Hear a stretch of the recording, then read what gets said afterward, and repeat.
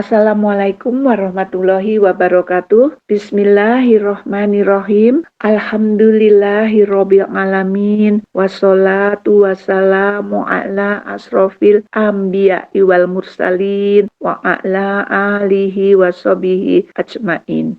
Asyhadu alla ilaha illallah wahdahu la syarikalah wa asyhadu anna Muhammadan abduhu wa rasuluh.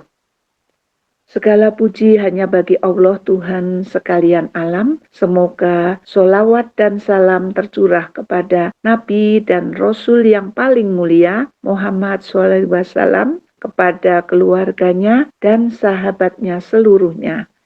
Aku bersaksi bahwa tidak ada Tuhan selain Allah yang Esa, tidak ada sekutu baginya. Dan aku bersaksi bahwa Nabi Muhammad SAW adalah hamba dan utusannya. Para pendengar dan pemirsa Sirah Nabawiyah, insya Allah yang dirahmati Allah Subhanahu wa Ta'ala, berjumpa lagi dengan Umi Nini Gawat yang bekerja sama dengan GN YouTube channel. Jangan lupa selalu like, komen, dan subscribe agar Umi Nini Gawat semangat untuk selalu hadir. Dan pendengar serta pemirsa Sirah Nabawiyah yang insya Allah dirahmati Allah Subhanahu wa Ta'ala, Umi Nini Gawat doakan semuanya selalu diberikan umur yang panjang, manfaat, sehat afiat jasmani rohani, rizki yang berkah dan manfaat. Dan juga semoga kelak kita di yaumil akhir mendapatkan syafaat dari Nabi kita Muhammad SAW, karena kecintaan kita terhadap beliau sering mendengarkan Sirah Nabawiyah ini akan meningkat cinta kita. Juga Umi Nini Gawat peringatkan dalam masa pandemi COVID-19 ini, jangan lalai, selalu ikuti apa yang sudah dianjurkan oleh pemerintah. Setiap keluar rumah, memakai masker, mencuci tangan dengan sabun, dan menjaga jarak. Kita mulai. Allahumma sholli ala Sayyidina Muhammad wa ala ali Sayyidina Muhammad. Hari ini bab 133 sampai dengan 136. Rasulullah SAW bersabda, Zaid dan Zafar telah diangkat kepadaku di surga di atas ranjang emas. Aku juga melihat ranjang Abdullah, tetapi agak miring dibanding ranjang kedua temannya. Mengapa ya Rasulullah? Tanya para sahabat keheranan. Sebab yang dua orang itu terus maju, tapi Abdullah sempat agak ragu walau ia terus juga maju. Rasulullah SAW tahu benar betapa penting dan berbahayanya perang kali ini. Karena itu, beliau sengaja memilih 3 panglima perang yang pada waktu malam bertakorub mendekatkan diri kepada Allah, sedang pada siang hari menjadi pendekar pejuang agama. 3 orang ini tidak berkeinginan kembali karena mereka bercita-cita mati syahid dalam perjuangan. Khalid bin Walid menjadi komandan. Di Madinah, kaum muslimin mendapat gambaran jalannya pertempuran dari wahyu yang diturunkan Allah Subhanahu wa Ta'ala kepada Rasulullah SAW. Beliau bersabda, Zaid mengambil bendera lalu dia gugur. Kemudian Ja'far mengambilnya dan dia pun gugur. Selanjutnya Abu Rawahah mengambilnya dan dia pun gugur. Air mata menetes menuruni kedua pipi Rasulullah SAW. Setelah itu beliau bersabda, salah satu dari pedang Allah mengambil bendera itu. Dan akhirnya Allah memberikan kemenangan kepada mereka. Siapakah pedang Allah yang dimaksud Rasulullah SAW? Di Mu'tah, Thabit bin Akram meraih bendera sambil berseru, saudara-saudara kaum muslimin, mari kita mencalonkan salah seorang dari kita. Engkau sajalah. Tidak, saya tidak akan mampu. Kaum muslimin kemudian menunjuk Khalid bin Walid yang baru saja memeluk Islam. Khalid mengubah taktik dengan menimbulkan berbagai pertempuran kecil. Ia mengulur-ulur waktu sampai tibanya perang. Sementara itu, Khalid bertempur dengan gagah sampai 9 pedangnya patah dan yang tersisa hanya sebatang pedang lebar model Yaman. Malam hari itu pun tiba. Khalid bin Walid segera menyusun pasukannya untuk menjalankan strategi baru. Keesokan harinya, rencana Khalid itu membuat musuh gentar. Mereka melihat debu berterbangan, tanda adanya pergerakan pasukan besar yang datang dari mana-mana di belakang pasukan Muslim. Mereka mendapat bantuan besar, seru orang-orang Romawi. Padahal yang tampak sebagai gerakan pasukan besar itu adalah akibat strategi Khalid yang menarik pasukan depan ke belakang dan menaruh pasukan belakang ke depan, pasukan yang berada di belakang. Mereka berpencar dan melakukan gerakan seolah-olah datang pasukan besar dari Madinah. Setelah bertempur dengan saling mengintip kekuatan, pelan-pelan Khalid bin Walid menarik mundur pasukannya dengan tetap mempertahankan susunan tempur. Pasukan Romawi pun mengundurkan diri dengan perasaan lega. Kalau 3.000 orang saja sudah sedemikian tangguh, apalagi jika pasukan bantuannya datang, demikian pikir mereka. Allahumma sholli ala Sayyidina Muhammad wa ala ali Sayyidina Muhammad. Dampak pertempuran Mu'tah. Sementara itu rasa haru memenuhi hati Rasulullah SAW karena gugurnya ketiga panglima Muslim. Mereka pergi ke rumah Ja'far dan melihat istrinya Asma bin Umair sedang membuat adonan roti.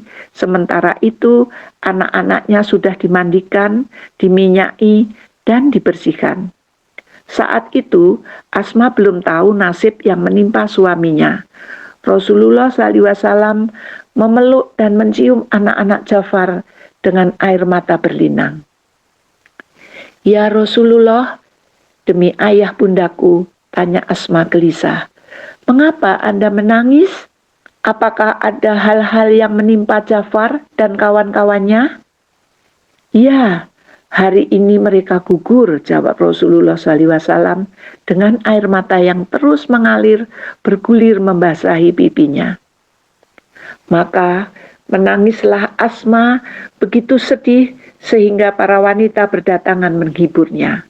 Rasulullah SAW pulang dan berkata kepada para istrinya, keluarga Ja'far jangan dilupakan, buatkan makanan untuk mereka. Mereka sekarang dalam kesusahan. Kemudian ketika dilihatnya putri Zaid bin Haritsah datang, beliau membelainya sampai menangis ketika para sahabatnya bertanya, mengapa Rasulullah SAW menangisi para syuhada yang masuk surga? Rasulullah SAW menjawab bahwa itu adalah air mata seseorang yang kehilangan sahabatnya. Di Madinah, orang-orang tidak menyetujui penarikan mundur itu. Pasukan Khalid pun dicemooh. Hai orang-orang pelarian, kamu lari dari jalan Allah. Namun Rasulullah SAW bersabda, mereka bukan pelarian, melainkan orang-orang yang akan tampil kembali, insya Allah. Sementara itu, pertempuran Mu'tah telah menimbulkan rasa kagum yang luar biasa di kalangan suku-suku Arab kepada kaum muslimin. Selama itu, mereka menganggap siapapun yang berniat memusuhi Romawi sama saja dengan mencari mati. Namun, melihat pasukan kecil Muslim mampu bertempur dan bisa mengundurkan diri tanpa kerugian besar, membuat mereka yakin bahwa pasukan Muslim pasti mendapat pertolongan Allah Subhanahu wa Ta'ala dan pemimpin mereka benar-benar utusan Allah. Maka berbondong-bondonglah Bani Sulaim, Asja, Qofatan, Fazaroh, dan lainnya masuk Islam. Padahal sebelumnya mereka sangat keras memusuhi Islam. Rasulullah SAW amat prihatin dengan anak-anak Ja'far karena beliau penyayang anak-anak dan sering memberi mereka nasihat. Diriwayatkan oleh Ibnu Sunni dari Abu Hurairah bahwa Rasulullah SAW pernah menasihati seorang anak yang sedang berjalan dengan ayahnya. Ingatlah kamu, jangan berjalan di depannya. Dan kamu jangan melakukan perbuatan yang dapat membuatnya mengumpatmu karena marah. Dan kamu jangan duduk sebelum ia duduk. Dan kamu jangan panggil ia dengan namanya. Sholali ala Nabi. Quraisy melanggar perjanjian Hudaibiyah. Mendadak terjadi peristiwa menggemparkan pada suatu malam. Bani Bakr yang merupakan sekutu orang Quraisy menyerang musuh lamanya. Pada saat itu, Bani Khuza'ah tengah tertidur lelap di pangkalan air milik mereka sendiri yang bernama Al-Watir. Setelah perjanjian Hudaibiyah, Bani Bakr memihak Quraisy, sedangkan Bani Khuza'ah menggabungkan diri dengan Rasulullah SAW. Serangan mendadak itu membuat Bani Khuza'ah terdesak dan kewalahan. Dalam pertempuran itu diam-diam pihak Quraisy membantu Bani Bakr. Padahal itu merupakan pelanggaran besar terhadap perjanjian Hudaibiyah. Rupanya orang Quraisy sudah tidak takut lagi kepada kaum muslimin. Mereka mengira kaum muslim sudah hancur dalam pertempuran Mu'tah. Bani Khuza'ah lari berlindung di sekitar Ka'bah. Di tempat itu orang-orang Bani Bakr sendiri mengingatkan pemimpin mereka untuk tidak perang di tanah suci Ka'bah. Wahai Naufal, kita sudah memasuki tanah suci. Ingat Tuhanmu, Tuhanmu. Namun Naufal bin Muawiyah ad-Diyali, pencetus serbuan ini, menjawab dengan kasar. Tidak ada Tuhan pada hari ini, wahai Bani Bakr. Lampiaskan dendam kalian. Demi Allah, kalau perlu, kalian boleh mencuri di tanah suci. Apakah kalian tidak ingin melampiaskan dendam di tanah suci? Akhirnya, Bani Khuza'ah baru benar-benar bisa menyelamatkan diri dari pembantaian setelah mereka mundur dan meminta perlindungan di rumah keluarga Budail bin Warqa al-Khuzai. Setelah itu, tanpa menunggu lebih lama lagi, Amr bin Salim al-Khuzai cepat-cepat pergi ke Madinah menemui Rasulullah SAW. Ia bertemu dengan Rasulullah SAW dan beberapa sahabat di dalam masjid. Di tempat itu ia membacakan syairnya. Ya Robi, aku mengingatkan Muhammad tentang persahabatan ayah kami dan ayahnya pada masa lalu. Quraisy telah mengkhianatimu dalam perjanjian. Mereka mendesak hingga ke Ka'bah dan membunuh kami saat sedang ruku dan sujud kepada Ilahi. Rasulullah SAW pun bersabda, engkau pasti akan dibela wahai Amir bin Salim. Saat itu muncul awan mendung di langit. Beliau Rasulullah SAW bersabda, mendung ini akan memudahkan pertolongan bagi kami, Bani Ka'ab, sebutan lain untuk Bani Khuza'ah. Dalam Al-Quran, surat Al-Anfal, ayat 55 dan 56, Allah berfirman, A'udzubillahi minasyaitonirrajim. Bismillahirrahmanirrahim. Sesungguhnya makhluk bergerak yang bernyawa yang paling buruk dalam pandangan Allah ialah orang kafir, karena mereka itu tidak beriman. Surat Al-Anfal, surat 8, ayat 55. Yaitu orang-orang yang terikat perjanjian dengan kamu. Kemudian setiap kali berjanji, mereka mengkhianati janjinya, sedang mereka tidak takut kepada Allah SWT. Surat Al-Anfal, surat 8, ayat 56. Maha benar Allah dengan segala firman-Nya. Quraisy mengutus Abu Sufyan. Tindakan para pemuda Quraisy membantu Bani Bakr sangat disesali oleh pemimpin mereka. Karena itu, mereka mengutus Abu Sufyan sendiri pergi ke Madinah untuk menguatkan kembali perjanjian dan memperpanjang waktunya sampai di tujuan. Abu Sufyan tidak langsung menemui Rasulullah SAW, tetapi menemui putrinya yaitu Ummi Habibah yang sudah menjadi istri Rasulullah SAW. Jadi Ummi Habibah ini putri dari Abu Sufyan yang diperistri oleh Rasulullah SAW. Di rumah Ummu Habibah, Abu Sufyan masuk dan ingin duduk di tikar tempat biasa Rasulullah SAW duduk. Ummu Habibah segera melipat tikar itu sebelum diduduki ayahnya. "Hai putriku, apakah engkau lebih sayang pada tikar itu daripada aku?" keluh Abu Sufyan. "Ini tikar Rasulullah SAW, padahal ayah adalah orang musyrik yang kotor. Saya tidak ingin ayah duduk di atasnya. Demi Allah, rupanya ada yang tidak beres denganmu setelah berpisah denganku." Selain itu, Abu Sufyan langsung menemui Rasulullah SAW. Ia berbicara panjang lebar, membujuk Rasulullah SAW agar memperpanjang perjanjian, namun Rasulullah SAW sama sekali tidak menanggapinya. Abu Sufyan belum putus asa. Ia pergi ke Abu Bakar dan meminta Abu Bakar untuk membujuk Rasulullah SAW. Namun Abu Bakar berkata, "Aku tidak sudi melakukannya."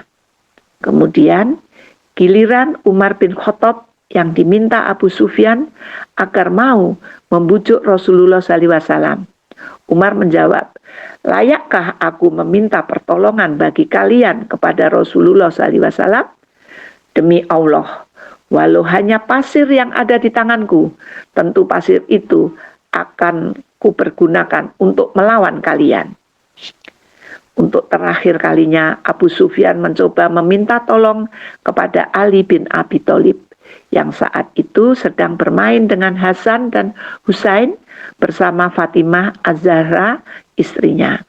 Namun dengan lembut Ali menjawab, "Jika Rasulullah SAW sudah mengambil keputusan, tidak seorang pun dari kami yang bisa menarik keputusan beliau." Gelaplah rasa dunia ini bagi Abu Sufyan. Ia telah meminta-minta kepada orang-orang yang dulu pernah disiksanya sampai akhirnya terusir dari Mekah. Ia kembali pulang dengan membawa kabar buruk itu bagi kawan-kawannya. Itulah orang yang sudah menyakiti hati Rasulullah dan Umar serta Umar bin Khattab, Abu Bakar, dan Ali bin Thalib. Namun Rasulullah tetap tegar dengan apa yang sudah beliau ucapkan, yaitu perjanjian itu. Tidak semudah itu bisa merubahnya. Allahumma sholli ala Sayyidina Muhammad wa ala ali Sayyidina Muhammad. Surat Hatib bin Abi Balta'ah, yaitu Rasulullah SAW memerintahkan semua orang untuk mengadakan persiapan. Beliau memberitahu bahwa sasaran mereka kali ini adalah Mekah. Beliau pun berdoa, "Ya Allah, buatlah Quraisy tidak melihat dan tidak mendengar kabar ini hingga aku tiba di sana secara tiba-tiba." Namun, seorang sahabat yang bernama Hatib bin Abi Balta'ah menulis surat kepada Quraisy tentang rencana ini. Surat itu dibawa oleh Sarah, salah seorang budak wanita yang diberi uang oleh Hatib. Setelah menyembunyikan surat dalam gulungan rambutnya, wanita itu pun berangkat.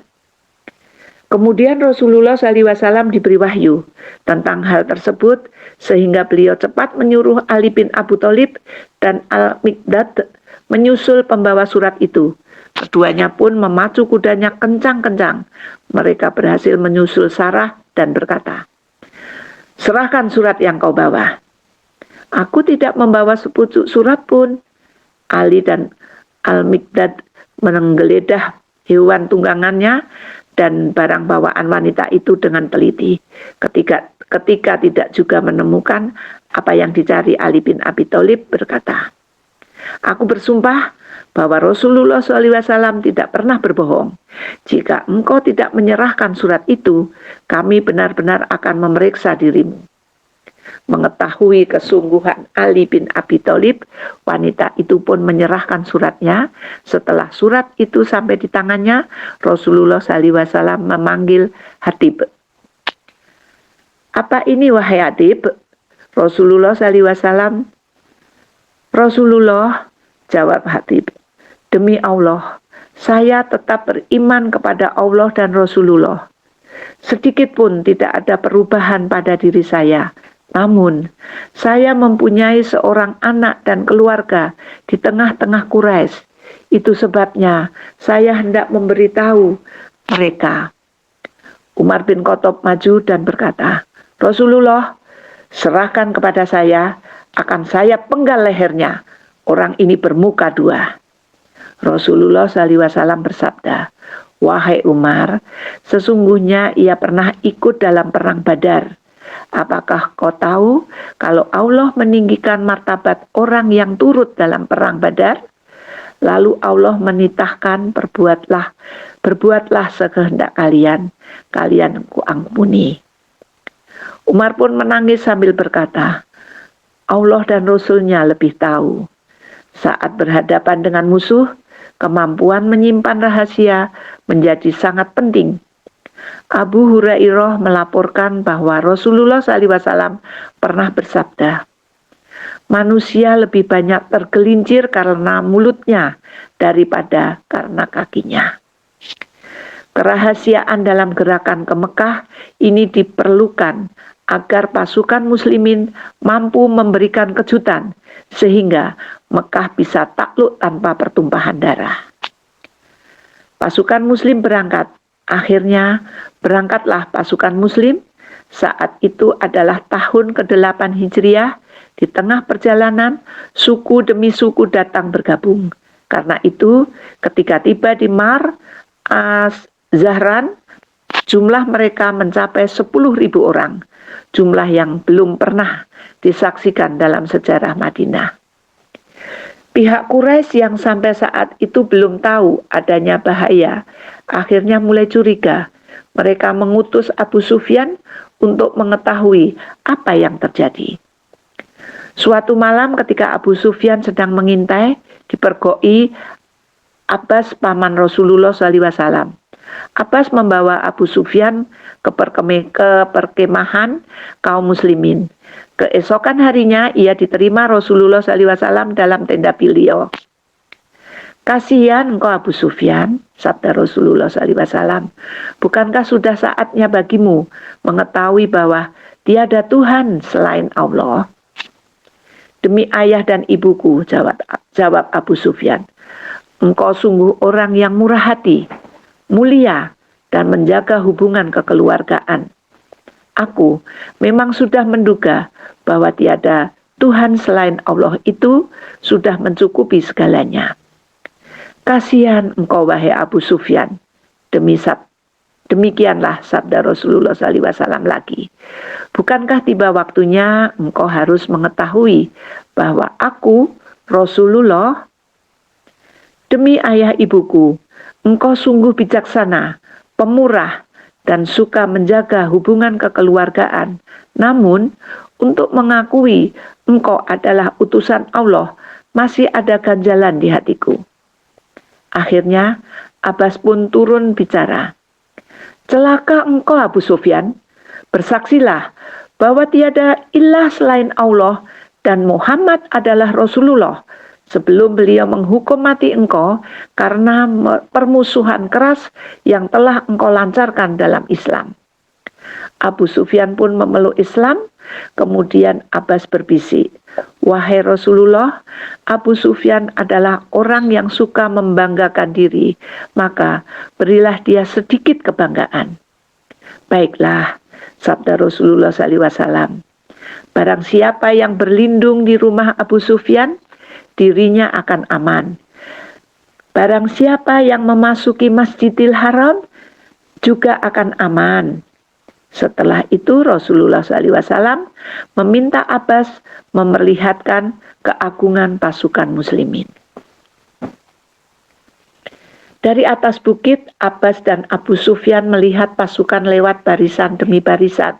Begitu melihat bahwa Rasulullah SAW dikelilingi pasukan Muhajirin dan Ansor, Abu Sufyan berkata, "Tidak seorang pun sanggup menghadapi mereka, Abbas.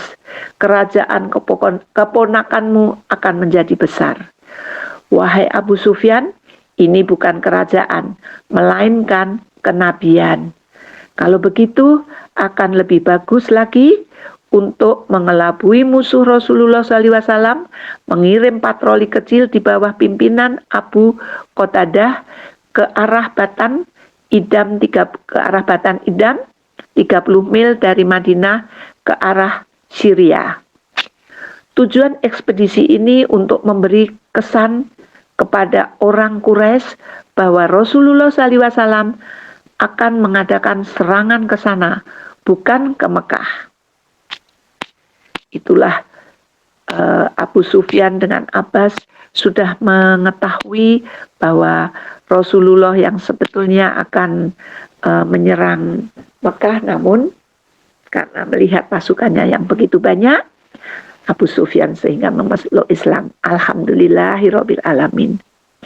Allahumma sholli ala Sayyidina Muhammad wa ala ali Sayyidina Muhammad. Fathu Mekah.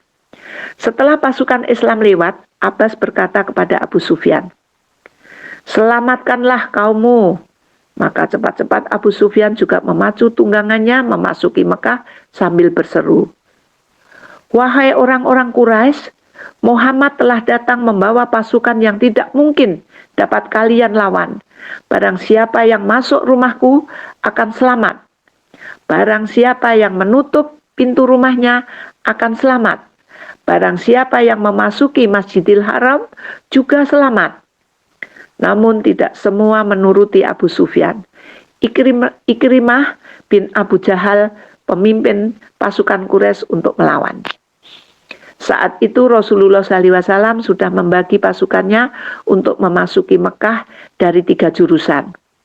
Sayap kanan dipimpin oleh Khalid bin Walid, sayap kiri dipimpin oleh Zubair bin Awam. Sedangkan Rasulullah SAW memimpin pasukan dari dataran tinggi Qida. Sa'ad bin Ubadah berseru, "Hari ini adalah hari pembantaian. Hari ini diperbolehkan melakukan segala hal yang dilarang di Ka'bah." Rasulullah SAW berulang-ulang membaca surat Al-Fat dengan suara sangat merdu. Beliau, Rasulullah SAW, tidak memasuki Mekah seperti seorang penakluk, namun justru menundukkan kepada tanda syukur kepada Allah SWT. Karena itu, beliau Rasulullah SAW menunjukkan wajah tidak suka ketika dilihatnya pasukan Khalid bin Walid bertempur karena diserang oleh pasukan Ikrimah. Namun, akhirnya Rasulullah SAW bersabda, "Ketentuan Allah selalu lebih baik." Pasukan Quraisy terkalahkan dan Ikrimah melarikan diri. Tiba di depan Ka'bah, Rasulullah SAW menghampiri Hajar Aswad, menciumnya dan bertawaf keliling Ka'bah. Beliau menunjukkan dengan busur ke arah 360 buah berhala di sekeliling rumah suci sambil membacakan ayat Al-Quran. A'udzubillahi minasyaitonirrajim. Bismillahirrahmanirrahim. Dan katakanlah, yang benar telah datang dan yang batil telah lenyap. Sesungguhnya yang batil itu adalah sesuatu yang pasti lenyap. Surat Al-Isra, surat 17 ayat 81. Maha benar Allah dengan segala firman-Nya. Maka berhala-berhala itu pun dirobohkan. Rasulullah SAW masuk ke dalam Ka'bah dan bertakbir di keempat sudutnya. Beliau melihat di dalam Ka'bah ada gambar Nabi Ibrahim alaihissalam dan Nabi Ismail alaihissalam sedang bermain undian anak panah. Beliau, Rasulullah SAW, mengutuk orang yang membuat gambar itu. Setelah itu, Bilal naik ke atas Ka'bah dan berazan karena waktu sholat duhur telah tiba. Sebelumnya Rasulullah SAW hanya mempunyai 3.000 tentara dalam perang Khandaq menghadapi 10.000 pasukan Quraisy dan sekutunya. Kini mendadak beliau Rasulullah SAW muncul di depan Mekah dengan 10.000 prajurit. Quraisy begitu terkejut dan ketakutan sehingga tidak mampu memberi perlawanan kecuali menyerah.